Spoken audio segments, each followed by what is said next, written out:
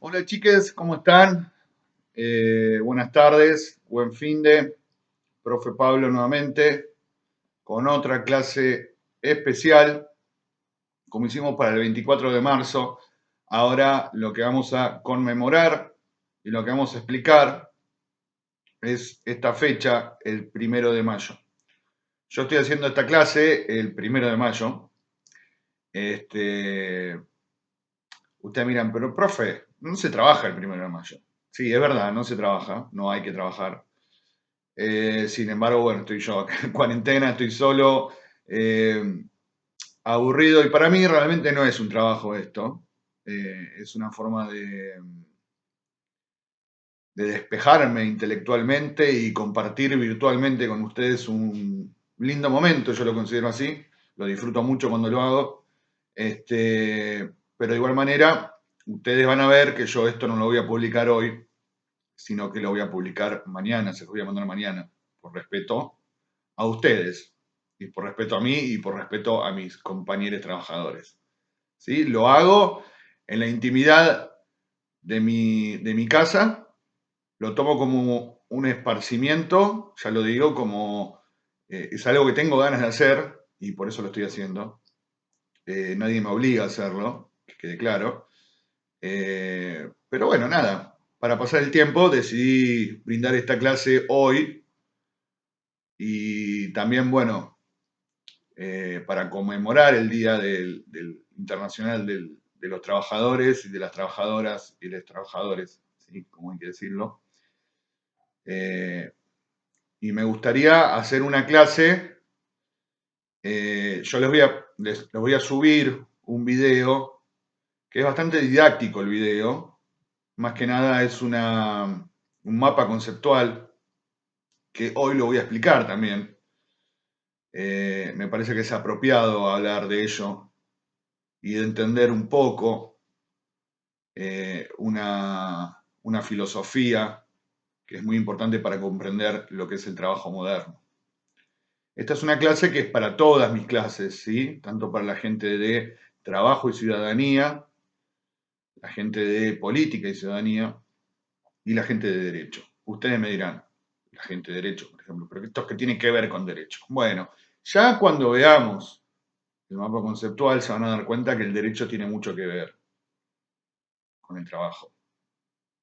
Entonces, vamos primero a hablar de por qué hoy se conmemora el Día Internacional del Trabajador, la Trabajadora y le Trabajadore. ¿Sí? ¿Por qué el 1 de mayo?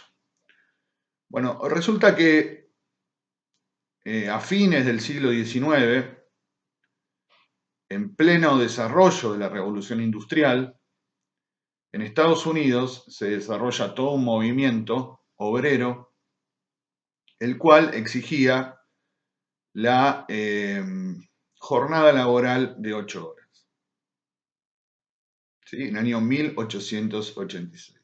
Se había llegado a un grado tal de explotación del hombre por el hombre, cuando digo hombre me refiero a mujer también, ¿sí? Hombre, mujer, sobre el hombre, mujer,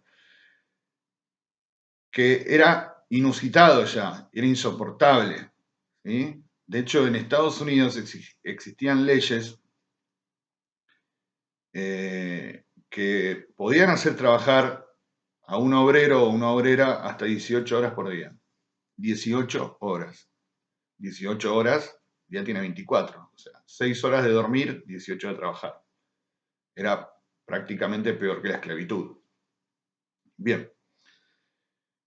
Entonces se empieza a desarrollar todo un movimiento obrero eh, basado en ideas socialistas, comunistas y anarquistas, eh, buscando la jornada de 8 horas. ¿Por qué? Porque la proclama cuál era: 8 horas de trabajo, 8 horas de descanso y 8 horas de sueño, digamos, de dormir. Eh, y esa lucha obrera tuvo sus consecuencias. El sábado 1 de mayo de 1886 , se conoce como, la tragedia de Chicago. Chicago es una de las ciudades más industrializadas de Estados Unidos por esa época. Se produce una huelga de más de 200.000 personas, 200.000 obreros y obreras, para paralizar la producción directamente, exigiendo esta demanda. ¿Qué hacen los patronos de las fábricas? Traen a rompehuelgas, o carneros, como se le dice. ¿Qué son los carneros? Son otros obreros que no están sindicalizados o no están en el movimiento, entonces los traen para seguir trabajando. Entonces se produce un conflicto ahí entre los huelguistas y los rompehuelgas, digamos, como que se empiezan a pelear, qué sé yo, que esto que el otro, cae la policía y tira a matar directamente. En esa manifestación murieron 6 personas. ¿Sí? Entonces, y una persona que se llama Adolf Fischer, que era periodista, tenía 30 años, trabajaba en un periódico, entonces va a su periódico y publica lo siguiente. Se los voy a leer, lo tengo acá. Dice, trabajadores, la guerra de clases, ya vamos a ver eso, lo de la guerra de clases, es lo que quiero hablar a continuación. Va a ser un poco larga esta clase, ¿eh? La guerra de clases ha comenzado. Ayer, frente a la fábrica McCormick, se fusiló a los obreros. Su sangre pide venganza. ¿Quién podrá dudar que los chacales que nos gobiernan están ávidos de sangre trabajadora? Pero los trabajadores no son un rebaño de carneros. ¿Se acuerdan de los carneros que le dije recién? Al terror blanco respondamos con el terror rojo. Es preferible la muerte que la miseria. Si se fusila a los trabajadores, respondamos de tal manera que los amos lo recuerden por mucho tiempo. Es la necesidad lo que nos hace gritar, a las armas. Ayer, las mujeres y los hijos de los pobres lloraban a sus maridos y a sus padres fusilados, en tanto que los palacios de los ricos se llenaban de vasos de vino costosos y se bebía a la salud de los bandidos del orden. Secad vuestras lágrimas, los que sufrís. Tened coraje, esclavos, levantaos. Esto lo escribió esta persona. Se llama Adolf Fischer. Ustedes ven acá a 8 hombres. Estos son los mártires de Chicago. ¿Por qué se les llama así? Mártires de Chicago. Porque estas personas, que de alguna manera propiciaron la huelga, ¿sí? Fueron detenidas y fueron condenadas por el Estado estadounidense, por el Poder Judicial. De ahí viene el derecho, chiques. El Poder Judicial estadounidense. Ustedes van a ver que acá en la foto que yo pegué, hay algunos que tienen un crespón negro. ¿Sí? Son 5. Esas 5 personas fueron condenadas a muerte y fueron ahorcados. Los voy a nombrar porque me parece una buena ejercicio seguir teniendo la memoria y recordar a esta gente, ¿no? George Engel, tipógrafo de 50 años. Adolf Fischer, el que escribió lo que acabo de leer, periodista de 30 años. Samuel Fielden, obrero textil de 30 años. Este fue condenado en cadena perpetua. Albert Parson, periodista de 39 años. Luis Ling, carpintero de 22 años.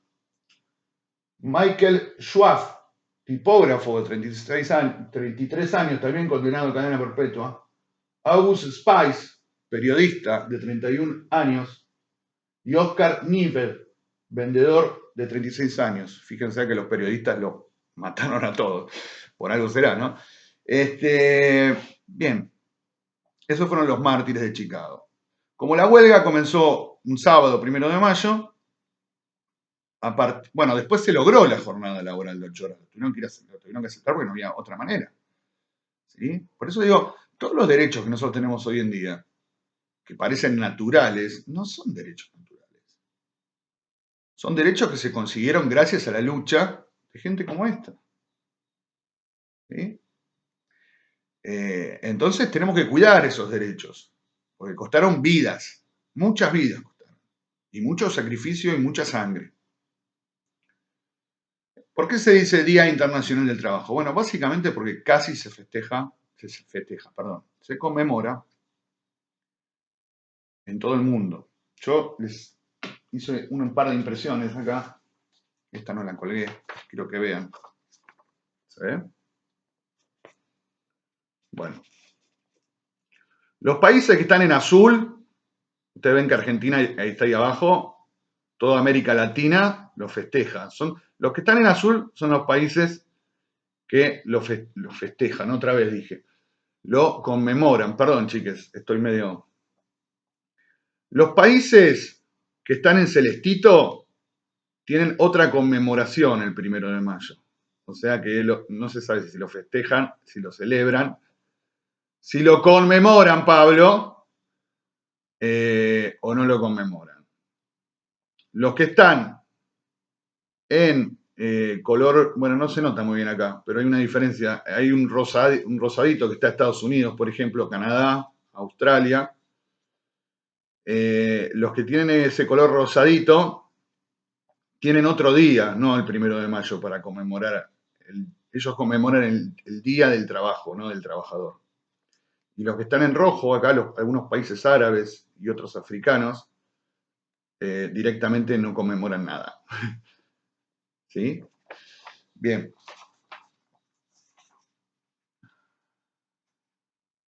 Es el Día del Trabajador y la Trabajadora y el Trabajador. No es el Día del Trabajo. Porque mucha gente dice Feliz Día del Trabajo. No, en todo caso se dice Feliz Día del Trabajador, la Trabajadora, el Trabajador. ¿Por qué? Porque se está conmemorando a esta gente. ¿Sí?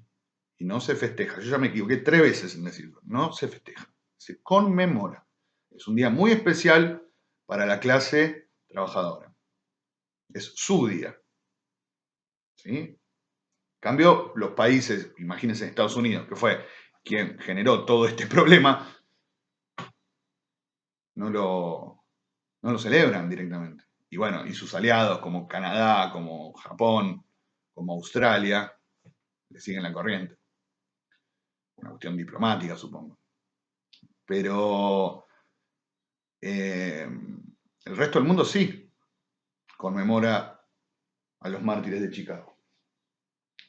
Bien, me pareció oportuno en esta ocasión, alejándome un poco de la planificación y del programa y el plan de clases, hablar sobre este tema y traer en este día tan especial el video que les presenté sobre el mapa conceptual y quisiera explicar algo. Sé que es muy complejo para ustedes esto, de entenderlo, pero tratemos de hacer el esfuerzo y tratemos de a ver si podemos sacar alguna idea. Y yo voy a tratar de ser lo más claro posible, porque es muy complejo de entender. ¿Sí? Hasta las personas adultas les cuesta. Así que ustedes están aprendiendo, bueno, tienen más luces quizás, y es un tema muy interesante, y es un tema que está muy relacionado con el 1 de mayo, y es un tema que nos va a ayudar a entender muchas cosas en la materia de trabajo y ciudadanía, política y ciudadanía también, y también de alguna manera en derecho. Porque como dije, el derecho tiene bastante que ver con esto. Bien, y el tema que vamos a tratar, después de haber explicado por qué se conmemora el Día del Trabajo, del trabajador, la trabajadora, trabajador, ven que me equivoco, soy un humano. Trajimos a colación el video este del mapa conceptual de la chica que explica la filosofía de Marx. ¿Quién era Marx? Marx era un filósofo alemán, ¿sí? Voy a tomar acá mi ayuda de memoria. Básicamente es el mapa conceptual, ¿sí? Vamos a hacer la recorrida por ese mapa conceptual. Marx era un filósofo alemán que vivió entre 1818 y 1889. Ustedes fíjense que las ideas marxistas influyeron sobre esta gente. 1889 muere Marx, esto se produjo en 1886, Marx ya casi había escrito la mayor parte de su obra, ¿sí? Que como dice muy bien la locutora, hay tres obras principales sobre las que se basa ella como para explicar la filosofía marxista. Los manuscritos económicos y políticos, el manifiesto comunista y sobre todo el Capital, que es la obra cumbre de Karl Marx. Ella empieza diciendo que habla sobre la influencia de este filósofo, la influencia que tuvo él, ¿no? Habla de los socialistas utópicos y después dice que con Engels, que lo ayudó a escribir el manifiesto comunista, se diferenciaban de los socialistas utópicos, ellos se llamaban a sí mismos socialistas científicos. ¿Por qué? Porque lo que hace Marx utiliza el método científico para explicar lo que vamos a ver a continuación. En cambio, los utópicos era como que tiraban cosas así. Bien. Después dice que la otra influencia muy importante en Marx son los economistas clásicos. Porque ¿qué hace Marx? Estudia la economía del capitalismo y explica cómo funciona el capitalismo.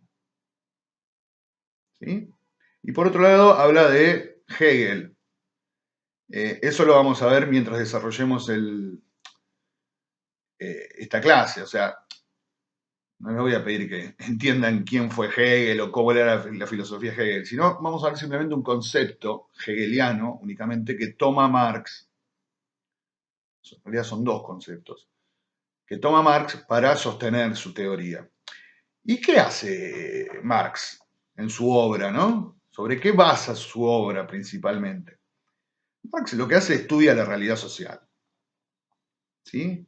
Y para eso, lo que él parte de una base, ¿no? Que dice que el hombre, mujer, se diferencia de los animales no por el pensamiento, ¿sí? Sino por una actividad en particular que realiza, que es el trabajo.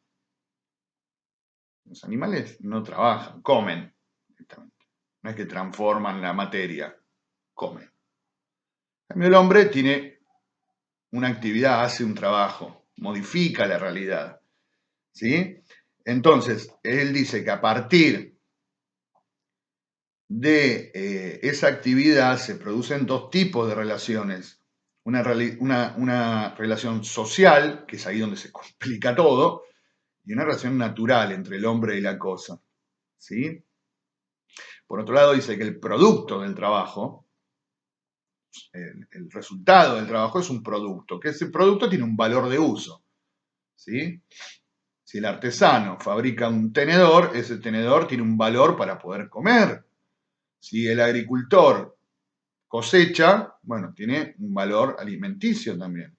Si el obrero textil hace una ropa, eso tiene un valor, ¿sí? Para sí mismo, o para su familia, para su entorno, para su tribu, para lo que fuera. Pero claro, entonces Marx se pone a analizar, porque analiza la realidad social. Entonces se pone a analizar qué pasa en el trabajo.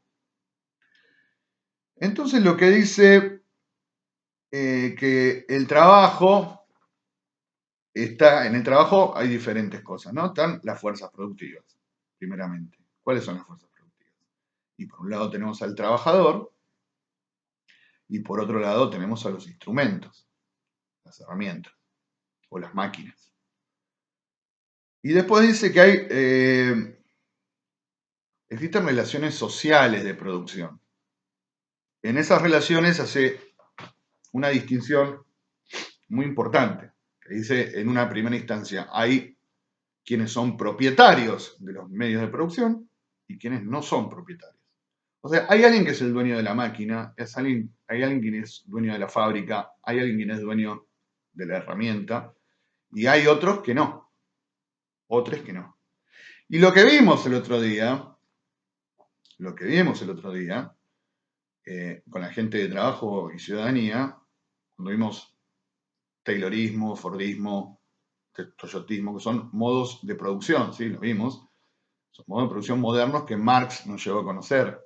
Pero Marx habla que hay el trabajo a lo largo de la historia se realiza de diferentes modos. Se realizó de diferentes modos. Él dice, el trabajo es una actividad natural del hombre, de la mujer. Pero los modos de producción son históricos. O sea, se modifican a través de la historia. Entonces, él habla en su obra de que existía un comunismo primitivo. ¿Se acuerda que lo hablamos esto con los chiques de trabajo y ciudadanía? Bueno, lo primero fue un comunismo primitivo. Después tenemos, que habla también de la esclavitud, y después habla del modo de producción feudal. Marx vive en una época, cuando él escribe su obra, que está viendo el desarrollo de un nuevo modo de producción, el modo de producción capitalista. Y es lo que él analiza, cómo se produce el modo de producción capitalista. Entonces, los otros tres que nosotros vimos ya son del siglo XX. Marx ya había muerto, entonces no puedo hablar de ellos.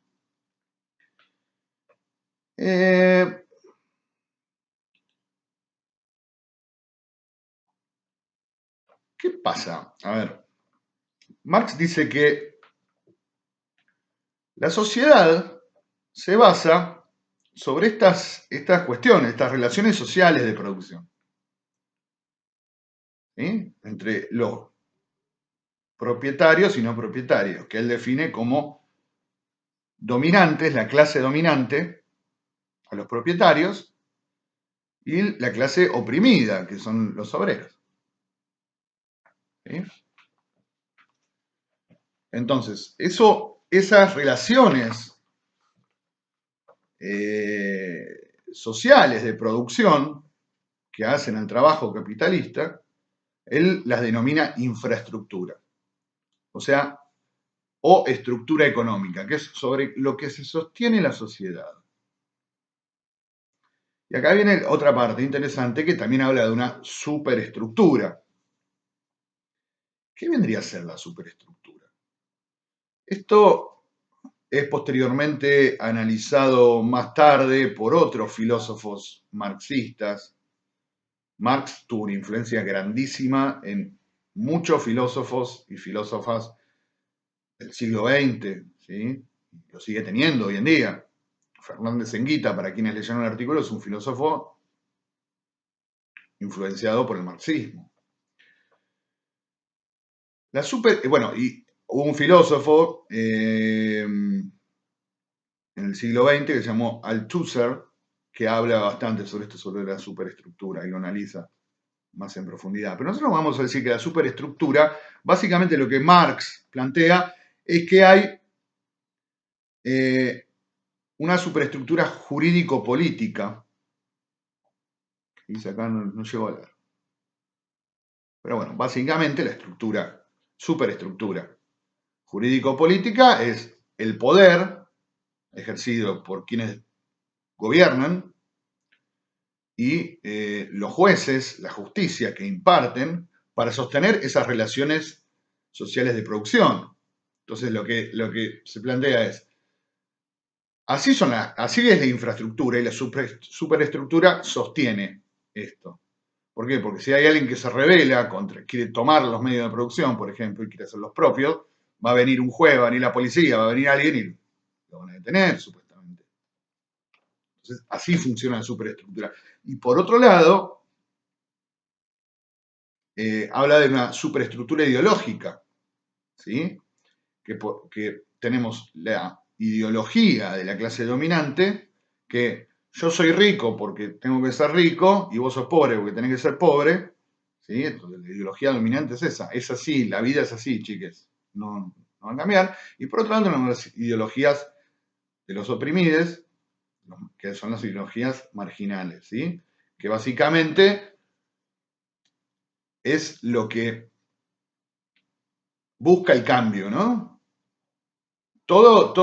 Las luchas sociales surgen a partir de ideologías marginales. ¿Por qué? Porque el orden conservador de estas relaciones sociales de producción lo que busca es seguir manteniendo esa diferencia. ¿Sí? Esa es la superestructura que sostiene esta forma de ser de la sociedad. Por eso después, más adelante vamos a hablar del concepto de dialéctica. ¿Sí? Siendo que Marx hace el análisis de, de la sociedad, del modo de producción capitalista, de una manera económica, es que se dice que tiene una concepción materialista de la realidad y de la historia. Se basa en lo material, ¿sí? La economía. Bien, entonces pasemos a analizar el modo de producción capitalista, porque ¿qué pasa? En el modo de producción capitalista, los productos se transforman en mercancías. ¿Por qué? Porque la mercancía pasa a un mercado, ¿sí? Nosotros piensen que está todo naturalizado esto, pero en su momento esto no era tan así. Entonces, ¿qué pasa con la mercancía cuando pasa a un mercado? No me refiero a un supermercado, chiques, al mercado comercial. Las mercancías, aparte de tener un valor de uso, comienzan a tener un valor de cambio. O sea, yo puedo vender esto y me dan a cambio dinero. Bien. Pero, ¿qué es lo que descubre Marx? Que también el trabajo se convierte, la fuerza de trabajo del obrero o de la obrera, se convierte en una mercancía. Y eso es terrible. Porque claro, el dueño de los medios de producción le paga un salario, le compra la fuerza de trabajo a una persona. Y esa persona eh, se la vende en el mercado laboral. ¿Se entiende? Suena medio triste todo esto, ¿no? Que somos mercancías. Pero es así. Cuando trabajamos somos mercancías. Y ustedes fíjense que eso se ve reflejado en el salario. Si alguien está. Por eso es muy difícil cuando alguien acepta cobrar menos de lo que se ofrece. Porque estás bajando el salario en realidad a todos. Si hay alguien que se ofrece por menos, y va a ir a buscar a esa persona y el otro se queda sin trabajo. Sí, somos mercancías directamente. Entonces, ¿qué dice Marx? Y ahí se pone un poco compleja la cosa, porque Marx dice que el, el dueño de los medios de producción, el burgués, lo llama él, le paga al obrero, al proletario, ¿sí? Proletario se denomina al que no es propietario de los medios de producción. Le paga esa fuerza de trabajo y obtiene a cambio productos, mercancías. Entonces, esas mercancías tienen un valor de cambio que es superior siempre al valor que el dueño de los medios de producción le pagó al obrero. O sea que el obrero produce más valor de cambio del que él domina, el dueño de los medios de producción le paga. ¿Qué hace el dueño de los medios de producción? Se queda con ese valor cuando vende la mercancía. Y ahí se genera su riqueza. A eso Marx lo llama plusvalía, plus valor, ¿sí? El valor de más. Básicamente, y lo dice bien acá la chica, es el trabajo no pagado al obrero. Por lo tanto, de alguna manera, el dueño de los medios de producción genera su riqueza a partir de la explotación de los obreros y de las obreras. Bienvenidos al mundo, chicas. ¿Se entiende cómo es el tema? Lo repito. El dueño de la fábrica le paga a sus obreros y sus obreras determinado salario por día. Cada uno de esos obreros y obreras genera productos que valen más en su conjunto que lo que les están pagando. Después eso lo vende en el mercado, el dueño de la fábrica, y saca la diferencia. Ustedes van a decir, bueno, está bien, pero es el dueño de la fábrica. Es el dueño de las máquinas. Debería tener una ganancia.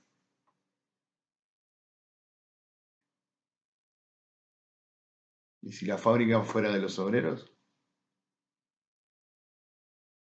¿Qué hace el dueño de la fábrica? Y ustedes van a decir, no, bueno, pero Pablo, para un cachito. Van a decir. Pero el dueño de la fábrica la tiene porque invirtió, tuvo su plata. Bien, les digo. ¿Y dónde la sacó la plata? ¿Trabajando como obrero? ¿Trabajando como obrero? Y ustedes van a decir, no, bueno, Pablo, pero pará. Hay gente que es rica y que quizás la heredó. Bien, le digo. ¿Y el papá de esa persona de dónde sacó la plata? ¿Trabajando como obrero? No, bueno, Pablo, pero el abuelo quizás, bueno, ¿y el abuelo? ¿Trabajando como obrero? Acá en el video no se habla y tampoco me quiero meter mucho sobre ese tema.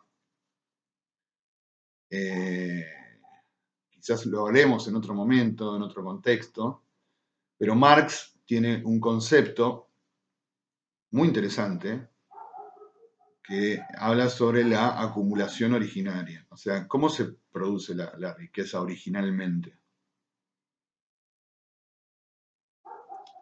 Hay otro filósofo francés contemporáneo, cuando digo contemporáneo digo que vivió más o menos en la misma época, que se llama Proudhon, que tiene un libro que se llama ¿Qué es la propiedad? Lo debo tener por acá. ¿Qué es la propiedad? Y básicamente esta persona, Proudhon, tuvo muchos problemas en su momento en Francia cuando publicó esa obra, porque lo que planteaba casi radicalmente, cuando digo radicalmente no me refiero a la Unión Cívica Radical, por supuesto, sino radicalmente de una manera extrema, quiere decir, que toda propiedad es un robo. ¿Sí? Y básicamente, si uno lo analiza, en cierta manera es verdad. De cierta manera es verdad. ¿Cómo se hicieron ricos los ricos? Originalmente, ¿cómo se hicieron ricos? Y básicamente por un robo, chicos. Chiques. Yo no sé, se los conté a los chiques de política y de ciudadanía, por ejemplo. Acá en Argentina, si vamos al caso argentino, las grandes familias aristocráticas de la Argentina, los que hoy tienen toda la tarasca, ¿de dónde la sacaron?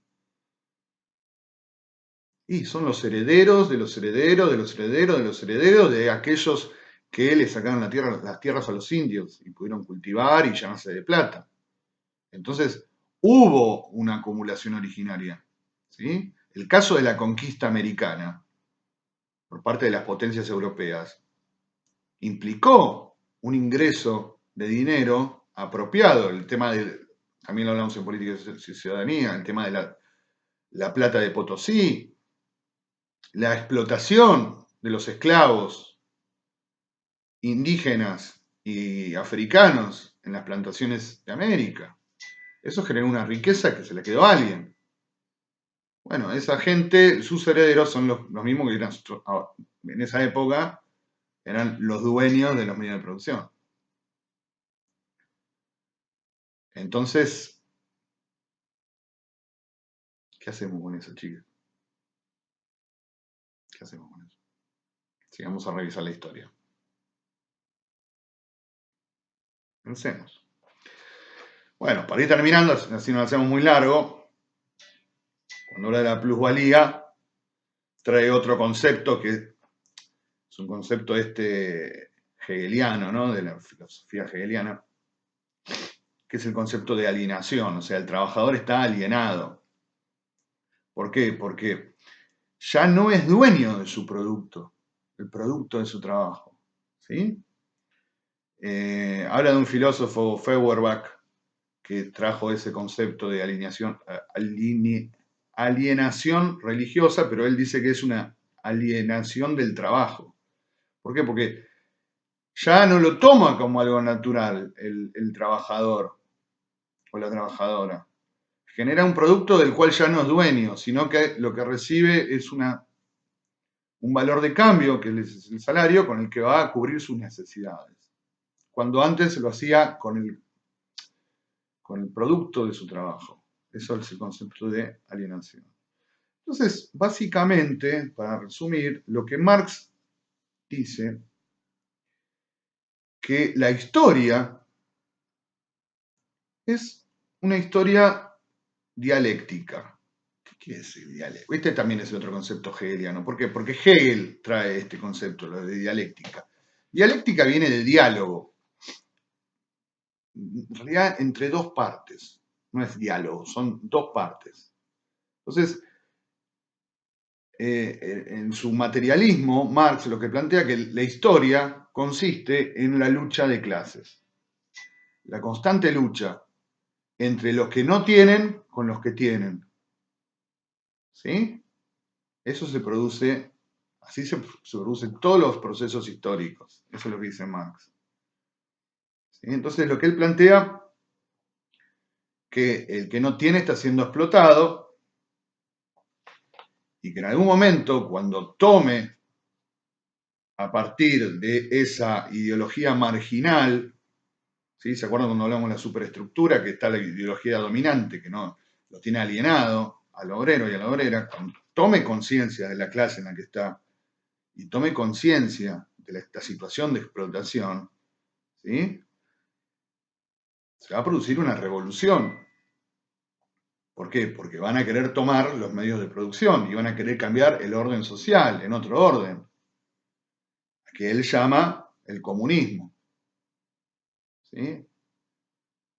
Es una sociedad en las cuales no habría propiedad de los medios de producción. ¿Sí? Yo no quiero entrar en cuestiones políticas, política, bueno, todo es política, pero no quiero entrar en cuestiones proselitistas o partidarias, ¿sí? Cada uno opina lo que opina, pero sí lo que quiero decir es aclarar algunas cosas, porque mucha gente dice, en el comunismo nadie es propietario de nada. No, no es así. Estamos hablando de los medios de producción. La propiedad de los medios de producción es colectiva, o sea, de la comunidad. No hay una persona que es dueña de una fábrica. Es el Estado. Entonces, lo que plantea Marx es que para llegar a ese estado de cosas se tiene que producir una revolución, o sea, hay que tomar el poder para tomar los medios de producción, que los medios de producción sean poder del Estado, pero él dice es una dictadura del proletariado. ¿Por qué? Porque es los que nada tienen van a imponer las reglas ahora. Van a decir, esto es de todos, y de todas y de todas. Para posteriormente llegar a un estado de comunismo en el cual no existan las clases sociales. Es desaparecer la diferencia entre los que no tienen y los que tienen. ¿Se entiende? Eso es básicamente lo que plantea Marx y de ahí surgen las ideas comunistas.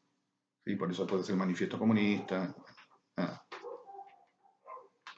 Estas ideas fueron tomadas por diferentes actores históricos a lo largo del siglo XX, sobre todo. Por ejemplo, por los revolucionarios rusos,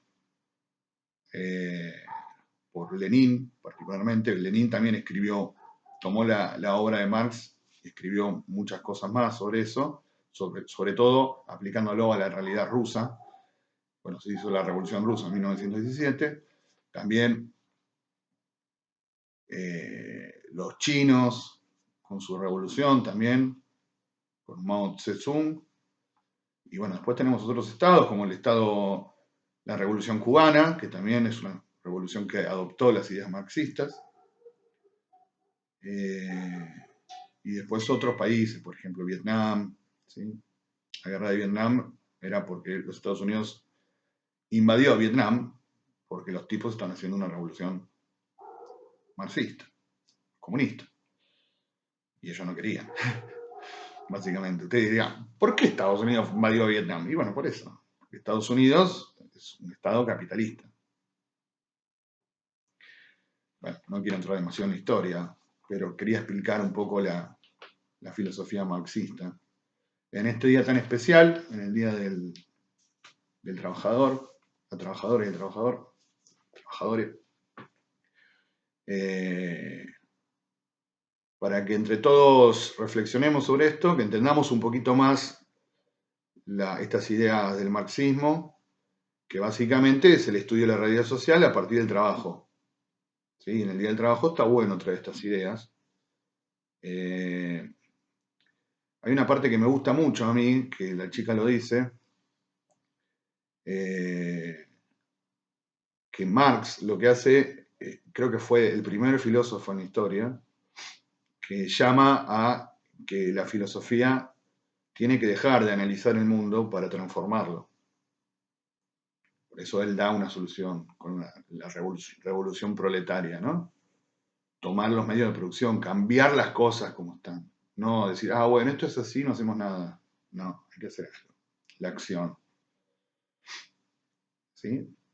Entonces, nada, les deseo un lindo sábado. Mis saludos atrasados, porque ya dije que hoy viernes no lo iba a publicar esto, a sus madres, a sus padres, a sus hermanos, trabajadores, si ustedes son trabajadores también, y también les mando un saludo a ustedes porque en algún momento lo van a hacer.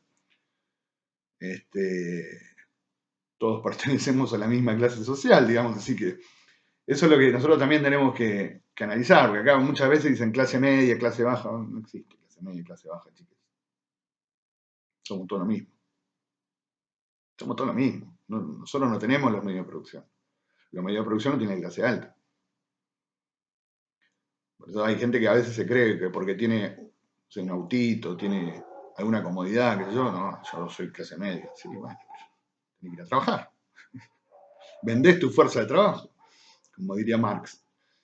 Así que nada, un saludo muy cordial, muy afectuoso, espero que sigan bien. Se hizo un poco largo esto, espero que no les haya aburrido demasiado. La verdad que me tomé un trabajito para preparar esta clase. Y bueno, cualquier duda, me comentan en el modo, tienen ahí para comentar.